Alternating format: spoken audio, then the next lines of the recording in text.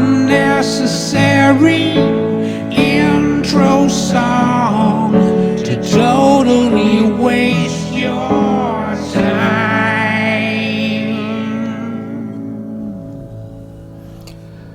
You know, when I was little, one of my first, I always liked drawings and graphic design, and I was obsessed with flags.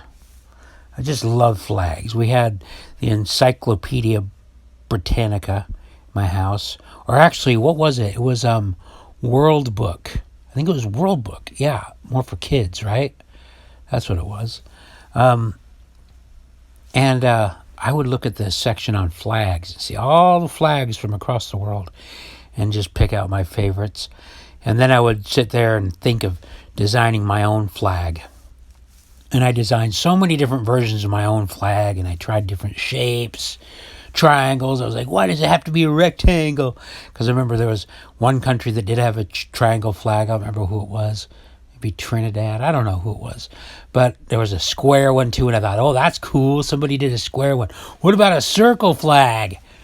And then I realized it would be hard to hang on a pole. But yeah, I designed a whole bunch of flags. And I don't remember ever coming up with one that was satisfactory. You know? I always thought, there's so many good ones out there. Mine sucks. You know? But flags are interesting. You know? Later on in life, I started feeling weird about the Pledge of Allegiance to the flag. I was like, this is stupid. In fact, years ago, about a couple decades ago, I wrote my own Pledge Allegiance. I pledge allegiance to myself, and blah, blah, blah. I can't remember what it was. But it was basically like, justice can't happen under God, you know, because it's too absolute. Everybody has their own idea of what God wants. And somebody's going to be on the raw end of the stick when it comes to God. But essentially, I was making a pledge to my own independence, to individualism, which I've been my whole life. But that doesn't mean that I don't still like flags. And it also, I have to say that I've kind of changed my thinking, you know. Even though I'm still pushing radical individualism and decentralization being the core of that, I'm realizing that human beings, whether we like it or not, form nations and form neighborhoods and states, and they compartmentalize into ever smaller degrees until you get the individual human, you know. And I used to, you know, when I was younger, I thought, when I was a hardcore libertarian, I would think, oh yeah, obviously borders are stupid. These arbitrary lines. And they are, if you really think about them abstractly. They're crazy, they're silly. But so is basically every element of humanity. You know, every bit of structure. Sex is weird if you think about it. Start thinking about it. It gets really weird. The things we do to procreate. Everything is fucking weird. You know? It doesn't mean it's terrible. Borders are weird. Nations are weird. It's a weird element. It's our version of the ant colony. It's our version of territory. You know? It's just part of weird old nature. But anyway, I realized that, you know, with all this failure of multiculturalism, where, you know, originally I always thought that word meant that, oh yeah, all cultures are fine, and, you know, go to whatever restaurant you want, blah, blah, blah. Sure, we'll pick the best from everything. I always thought that that's what it meant, but it really doesn't. What it means is trying to have people with completely different ways of living under the same roof, and that doesn't work. You know, it certainly doesn't seem like it's working here, and it only seems to be dividing people. And suddenly the Pledge of Allegiance to the flag, while maybe worded a little too tersely for me, makes a little bit more sense. You know, rather than dividing ourselves by race and gender and all these immutable things that we can't change, why not all just go, okay, here, let's forget about that stuff and unite under this symbol.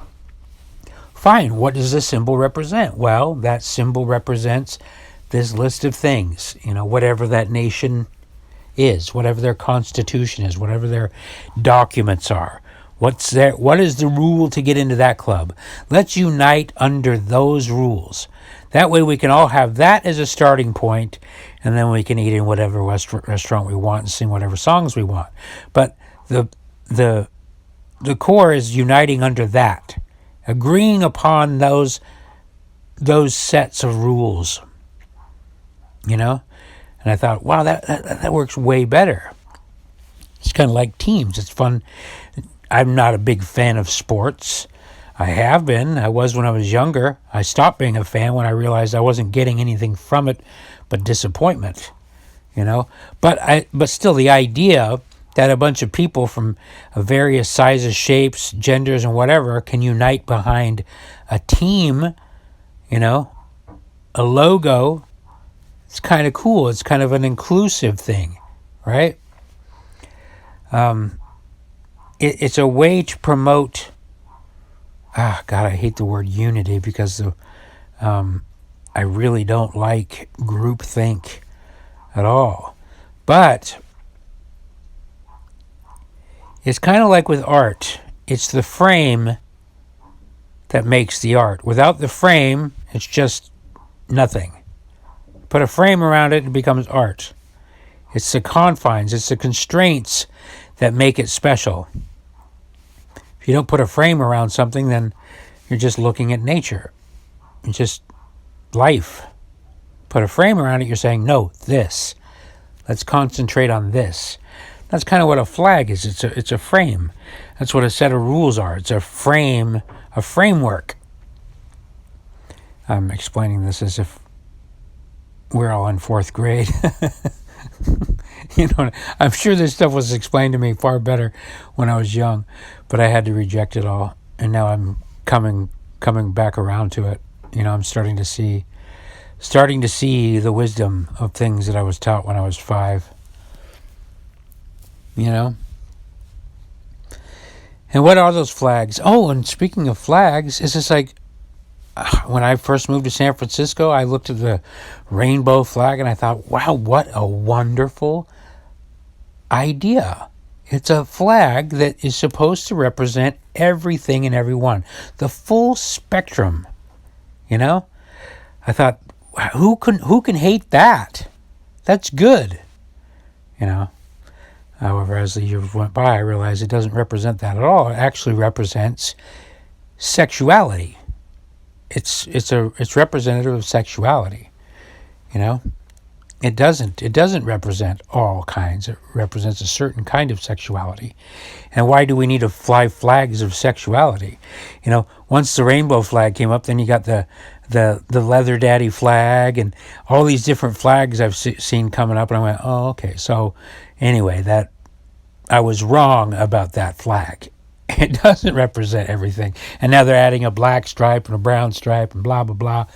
And it's just like, no. That's when it's good again to reset and go, let's just maybe give good consideration to the good old American flag, And I'm not romantic about it. I burn it. I don't care. Burn your holy books. I'm not dogmatic about it. You don't need. I'm not much of a reverent person. The only reverence I really have in my life is for individual sovereignty. The respect of the individual as a living, breathing, important, vital component of the universe. A miracle of the universe. That's the only thing I'm really reverent about. But the flag, not so much. But the concept of going, okay, we're all neighbors. We live within this land. Let's all just agree on that. We can get behind that. Even if we have some differences, we can get behind it and maybe hammer out some of the differences. But trying to do away with it or introducing a bunch more sub-flags underneath the overall flag, I don't know. It's complicated. Nationalism is a weird thing, but it seems like when you talk about decentralization, it seems you're more likely to get a world or a municipality or a nation to respect individualism than you are to get the whole world to do it. Do you know what I'm saying? So yeah, it's complicated. I'm not sold on any of this shit, by the way. What do you think? What do you think about flags? They're kind of fun. They look cool. It's fun to see them at the Olympics. I don't know. It's hard to not get carried away with them, though. That's the problem. You design a cool one, and suddenly you get carried away with it, and it means everything to you, and you start fighting and dying for the flag.